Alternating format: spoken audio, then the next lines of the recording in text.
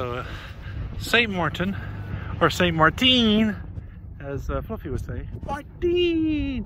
Anyhow, it's actually split by two countries, the Dutch and the French. So the St Maarten side, T-I-N, is the French side, and the M-A-A-R-T-E-N, which is the side I'm on right now, is the Dutch side. Okay, of all characters in the Star Wars franchise, ever since I was a young kid, my most favorite character has always been Yoda. And here, of all places, in St. Maarten, is the guy that worked on the design of creating Yoda. And of course, he created several other characters, and he's got a lot of memorabilia. And here he is, the world-renowned Yoda guy. So looking forward to everything he's got here. May the art be with you. Yoda Guy Museum. Okay, that Yoda guy. Nick Malley, who specialized in theater prosthetics and development of movie animatronics, made 53 movies, including Superman, Highlander, Kroll, and Star Wars. He worked on for Empire Strikes Back. All right.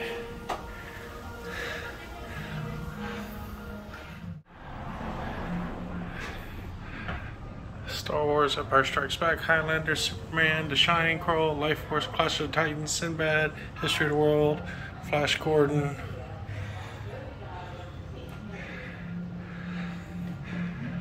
Oh, Stormtrooper.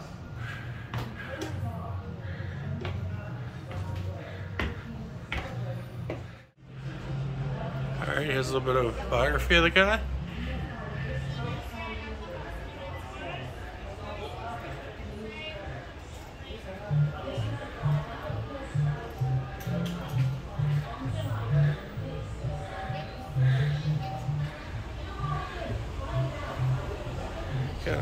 Won an Emmy nomination. Cool.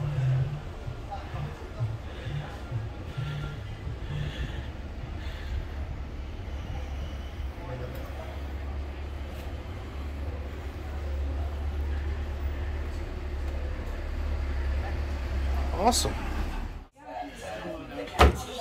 Ewok. Oh, Tauntaun and a blaster. Travel blasters. Oh, first draft. Episode 1. Wow. Kiefer Sutherland, he's got.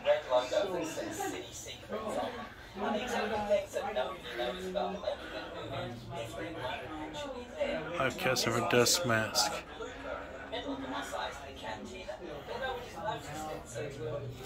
Super 8 Crew, Revenge of the Jedi.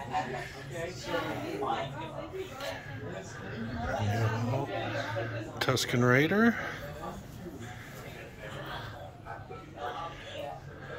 You worked on Kroll. Oh, there it is. Wow. Kroll. Terminator.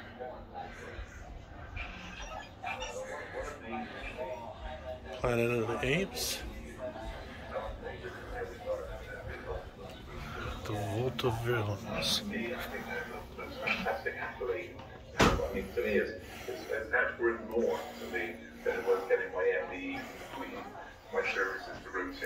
Palpatine.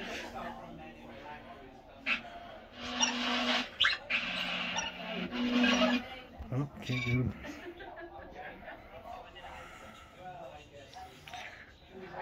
Oh, there's Vader.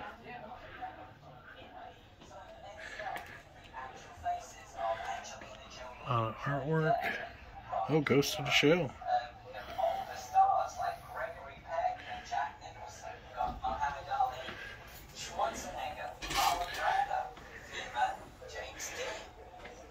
Life cast of Michael Jackson during the production of Thriller.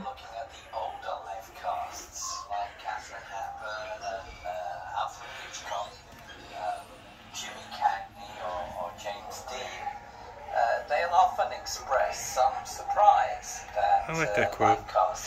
If you don't invest in your impossible dreams, you are the one who guarantees they won't come true. Nick Malley. Han in carbonite.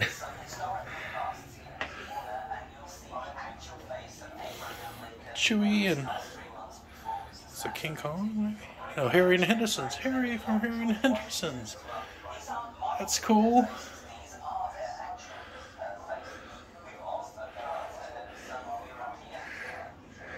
Angelina Jolie, Dustin Hoffman, Jack Nicholson, oh, Robin Williams, Patrick Stewart, Arnold Schwarzenegger, Johnny Depp, oh, from Hunchback, Anthony Hopkins, ooh, Hellraiser, Pinhead, Marlon Brando, Val Kilmer, oh, Val Kilmer, Tom Cruise, Jim Carrey,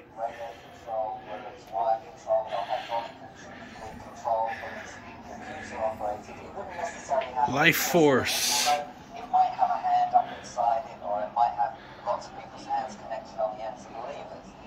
For the difficult transformation sequence, it merely brings to life a cadaver on an examining table with the assistance of 23 puppeteers who carefully listen to his instructions. behind the scenes of Star Wars.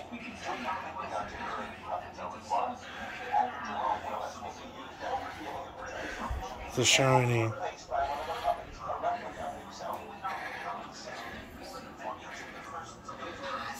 What do you think? You can see from the look on his face, he's sort of an idiot. And he wouldn't have had a good knock. The circumstances of his presentation. Early designs for Yoda. It's looking more like a gnome.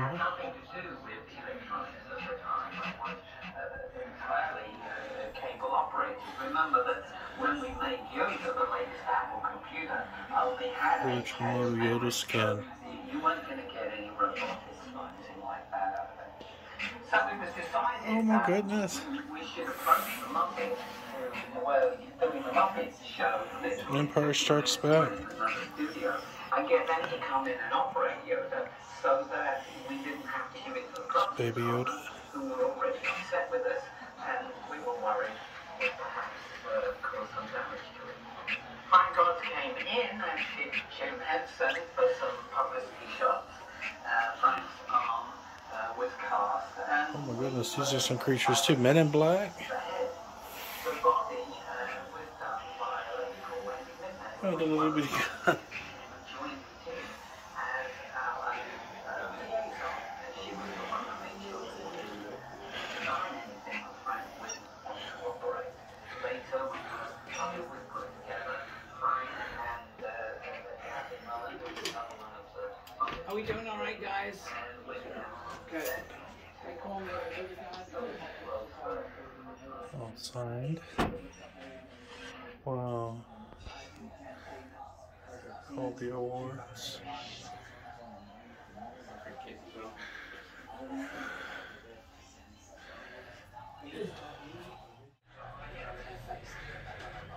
Get the alien. Oh, the Maltese Falcon. Oh my goodness. There's just a ton of film history here. It's a face hugger.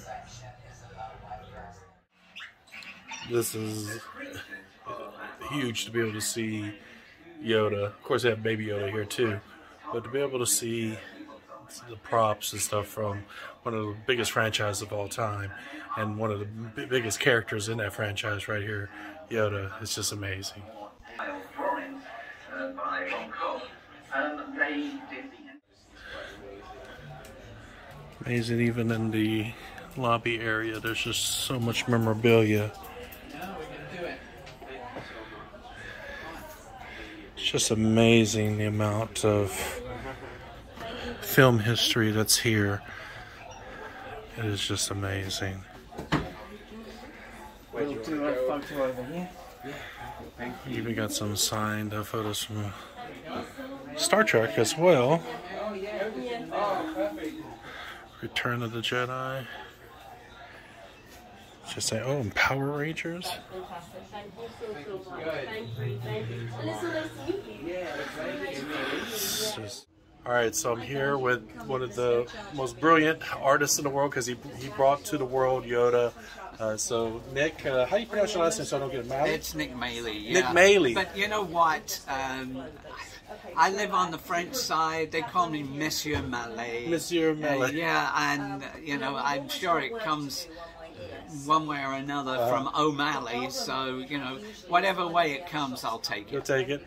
So this man has worked on 60 plus films, right? 63 projects. I mean, some of them were music videos, like stuff for Duran Duran and, Or Thriller. and I and saw others. one. No, I've got stuff from Thriller, got but stuff. I didn't do that. That was done by Rick Baker. Got it. Who Yeah, was one of my colleagues. Again, Rick Baker, another phenomenal name in the industry. Yeah, absolutely. This museum here, even though it's called That Yoda Guy here in St Maarten, or St Maarten, it is a treasure house of film relics, film artifacts, film props, of just so much Yeah, here. we try to make sure that we've got something that is more than anyone could possibly expect. It was sensory when they're overload. coming wandering through the Caribbean. And it's something that's grown over time, you know. It started out with a few things that were in my private collection of movie relics from some of the movies that I made. But, you know, once I could see that there were so many young people that were coming and asking me about, you know, how, not just how to get into movies, but how to succeed. You know, I'm a kid from low-income housing who ended up rubbing shoulders with movie stars and have not just that, but went on to be an artist and have paintings in museums, and Phenomenal. you know, I write books, I write music with a band in Idaho. I try to see life as an ongoing evolution, and I try to be a positive voice in the lives of other people in a society that's largely negative and discourages you from doing anything extraordinary. You have a quote I read during the walk through the museum, and I love the quote. Could you just repeat that for us about your dreams? Yeah, you know, this is one of the core things in my little book of big ideas. You know, I say, if you don't invest in that impossible dream, you're the one who guarantees it won't come true. And, you know, we are surrounded at that time in our lives where we're trying to decide what we're going to do for the rest of our lives and have absolutely no experience to base any decision on. We're surrounded by people who say, yeah, but you couldn't do that. You know, you want to be an Olympian. Yeah, well, you need to have a realistic expectation. You know, I want to be a movie star. Well, you need a backup plan, right? It's all preparing you to fail. It's all things that encourage you to say, well, yeah, I'd like to do that, but hey, I've got to be practical. I've got to make a living. And you settle for less, and you know what you get when you settle for less? Exactly. You get less. You get less. You know, you mentioned coming from, you know, like a low-income background and rubbing shoulders just by happenstance, right?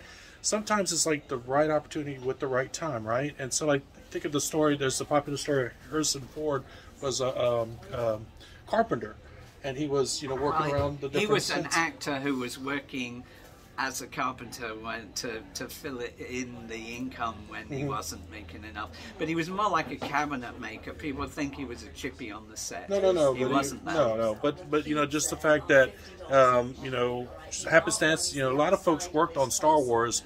And the most common thing you hear a lot is people, like, when they're working on a project originally, they didn't think this thing had any legs, that it would become the global phenomenon it's become. But it just did. Well, when you went through the museum, you saw the first, second, and third draft of the very first Star Wars script. Yes. And when you look at it, you realize that you didn't know what the hell they were going to make, because it's 3 movies that you never saw. I think probably that every time it got turned down by a studio, they just completely rewrote it and presented something different to the next studio, and it just kept on getting turned down, so they kept rewriting it. So there's a lesson in there. Just because you failed the first time, persistence, and keep refining it, making it better. That's something in my little book of big ideas. I say that talent is all well and good, but persistence is what succeeds. Persistence is what And succeeds. people would say to me, "Oh, how do you, how come you got to do these things?" And they think I'm being flip when I say I was persistent. But the truth of the matter is, you can go to school, film school, you can go to other things. If you don't put the effort in afterwards, and by effort I mean 10 years or so, you don't get over that hump of things not going your way. I mean, things don't go your way when you start. That's okay. You can fail, but failing is really just what most people think of as failing is really just a setback. It's a setback if you keep going. But the people who fail are the ones who actually give up. Of course, there's a kind of like a boardwalk area with a lot of restaurants, hotels, and shops. Reminds me a lot of Santa Monica. Going out the pretty blue water.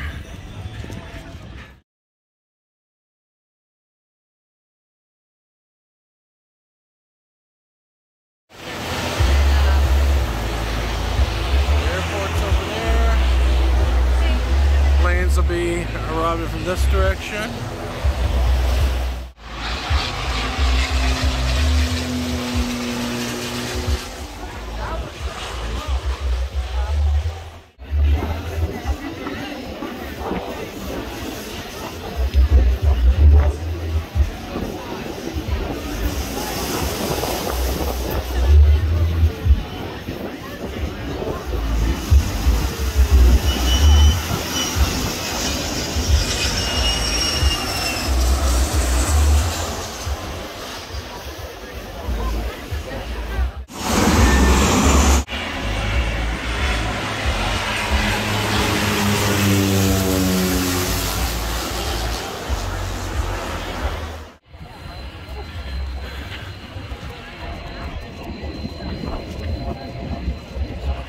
Alright, there's the airport. And there's the beach.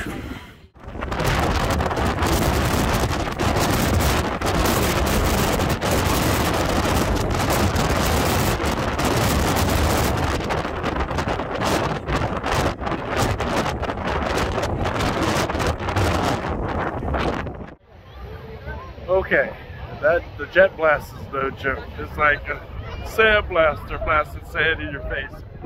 But yeah, the next big one coming overhead is Delta from JFK, so hope we catch that one.